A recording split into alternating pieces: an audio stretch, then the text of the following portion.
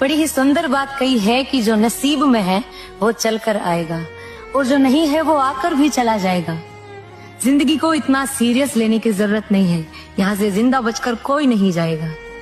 एक सच ये भी है कि अगर जिंदगी इतनी खूबसूरत होती तो हम इस दुनिया में रोते रोते नहीं आते। लेकिन एक मीठा सत्य यह भी है कि अगर जिंदगी इतनी बुरी होती तो हम जाते जाते लोगों को रुला कर नहीं जाते। आपके पास मारुति हो या BMW, रोड वही रहेगी। आप रोलेक्स पहने या टाइटन, आपका समय वही रहेगा। आपके पास मोबाइल एप्पल का हो या सैमसंग का, आपको कॉल करने वाले लोग नहीं बदलेंगे। आप इकोनॉमी क्लास में सफर करें या बिजनेस में, समय उतना ही लगेगा।